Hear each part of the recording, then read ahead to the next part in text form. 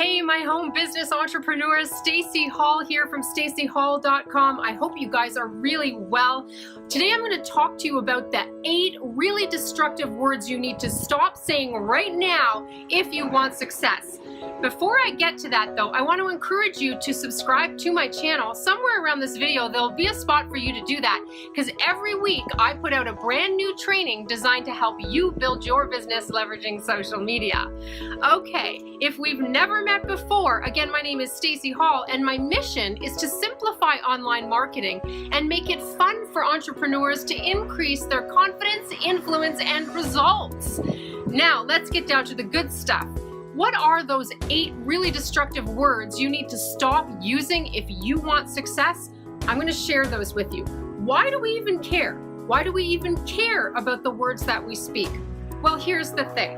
There is so much evidence it's no longer something we can quibble about. The words that we speak to ourselves, to others, anything that we actually speak into existence shapes the life that we live.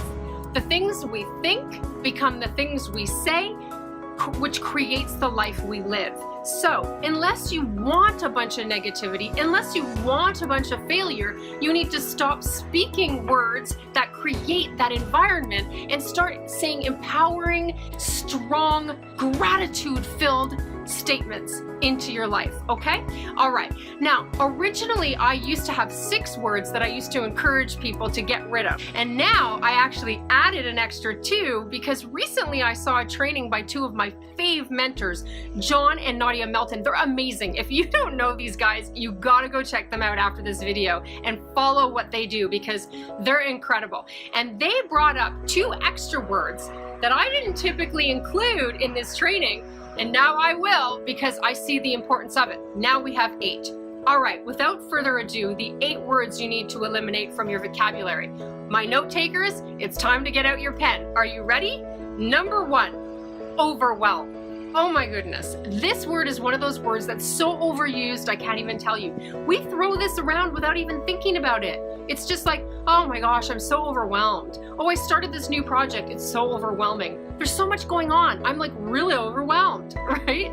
How many times do you hear yourself say that word, right? It's so disempowering. And what it basically means between you and me is that there's something that you're supposed to be doing and you're not doing it. Lack of activity, lack of production leads people to feeling overwhelmed. A lot of times it's just because you know you're supposed to be focusing on something and you're not. If you actually legitimately feel like you have too much going on, write it down. What is it that's making me feel overwhelmed? Write it down and then look at it because a lot of times you'll notice it's not actually anywhere near as bad as you've created in your mind, okay? Number 2, frustrated. I'm so frustrated. Oh my gosh, this is not working the way I want to. I'm so frustrated. You're like, your computer is acting up and you're poking at the keys like, oh, so frustrating. Right? Everything frustrates us. We're like chronically frustrated in this society. And part of that problem is because we're constantly saying it. If you always use the word, you ensure that you stay in a frustrated state. Your brain does not understand the difference between reality and the words you speak it. It's like a big, huge central processor. It's like a big computer. It doesn't, quibble about nuances of, oh, your mood today is a little off. My brain's not saying, oh, Staci didn't really mean that. She's just having a bad day. So, I'll just take that with a grain of salt. Your brain doesn't work like that. You tell it you're frustrated. Your brain goes, oh, she's frustrated. So it's going to set about making that fact and will draw to you the things that prove what you just said. Think about the power of that. That's how your brain works. So when you're constantly using words like overwhelmed and frustrated, you're keeping yourself stuck there. So they gotta go. Number 3, confused. I'm so confused. What? I'm so confused. This one gets thrown around all the time too. Are you really confused? Not really, right? Most of the time we say this because we're learning something that we don't know yet. I mean, when you're learning something new, of course you don't know how to do it yet. You've never done it before. It's not grounds for being confused. It's not grounds for falling into confusion. All it means is that you're learning a new skill. And of course, it takes a while to get good at things.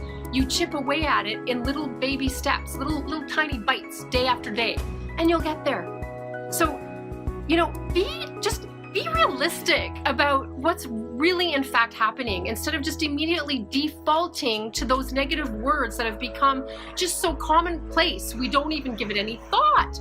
And that's the problem.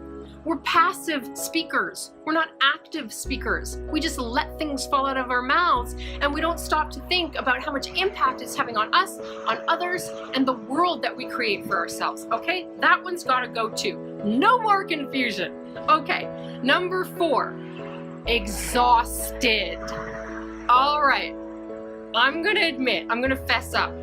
I'm super guilty of saying this one all the time. I'm not going to do it anymore. Between you and me, I'm making a pact. I'm not going to use the word exhausted anymore, okay? This was one I used all the time. I'm so exhausted. I've got so much stuff going on. I'm exhausted. Don't you want to be exhausted? Like when you get to bed and your head's on the pillow, aren't you feeling kind of good that you did so much during the day and you were so productive that you're kind of tired? That's a good thing. So if you are in fact chronically exhausted, like medically, by all means, go and have that dealt with, okay? But I'm speaking about, we commonly use this term as a way of expressing that we're not necessarily that excited about all the things we're doing with our time. It's not that you're actually exhausted, it's that you're packing in a bunch of stuff that maybe is not your passion. In my situation, it's because I just work way too late into the night. So I'm causing it. There's no reason. I mean, I'm being super productive and I'm loving that time. So there's no reason to wrap it in negativity. So stop using the word exhausted. Throw that one out. Okay, number 5, broke. Ever use that one? That's a really common one. I'm so broke. We can't do it because we're too broke. Maybe next month, not this month, we're broke. How many times do you use that word? For those parents out there, seriously, how many times have you said that to the kids? No, we can't get that, we're broke. Nah, that's too expensive. We don't have the money for that. Maybe next month. When you say stuff like that about money, you are just keeping yourself broke. You really are. Because again, the way your brain works, when you tell it that you don't have any means, that you don't have money, that you can't do it because you're broke, you're speaking that reality into existence. So your brain is going to set about qualifying what you said as fact, and it's going to attract to you everything that confirms that. So if you want to stay broke, keep saying you're broke. Okay? If you don't want to stay broke, you need to stop that language right now. And you might want to say things like, if you legitimately don't have a lot of funds, then pick your priorities, because you and I both know if something is really important to you, you will find a way.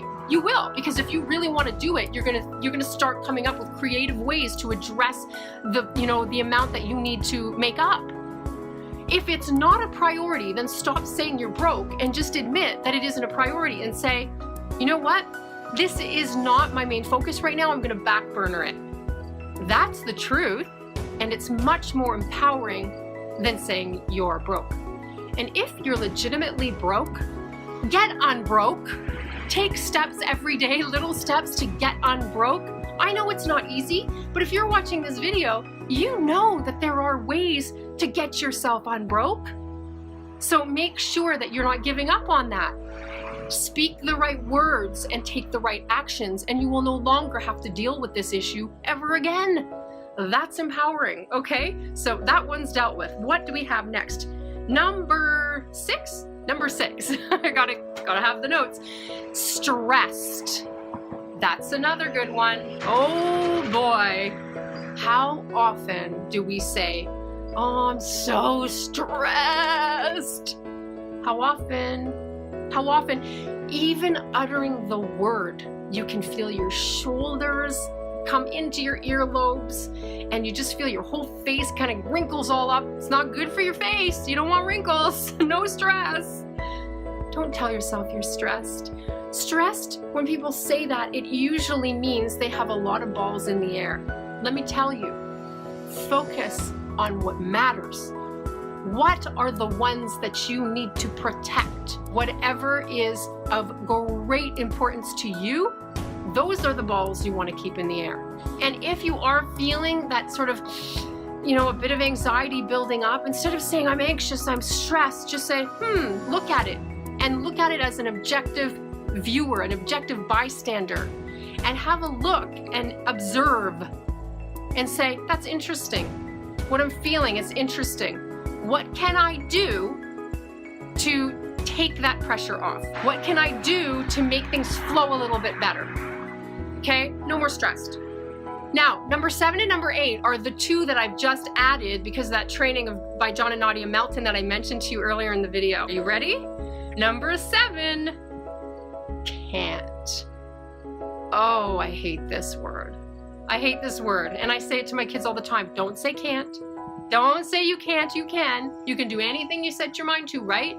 We're used to saying that to children, but do we believe it?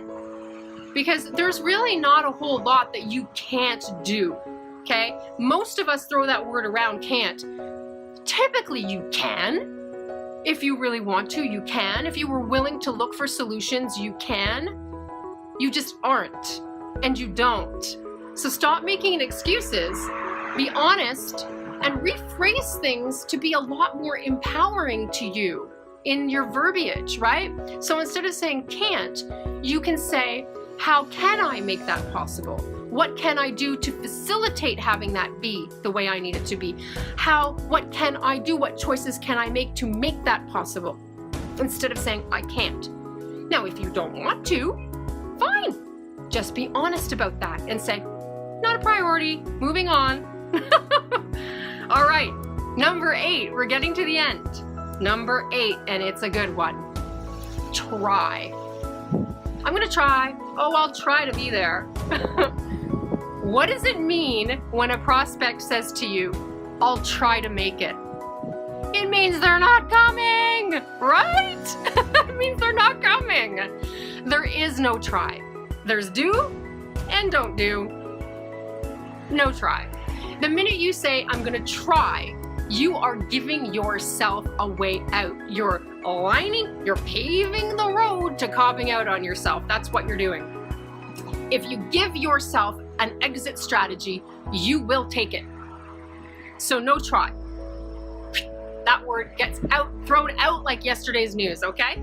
All right, my friends, those are the 8 words, the 8 super destructive words you need to stop using if you want success. Throw them out. You don't have any use for them anymore.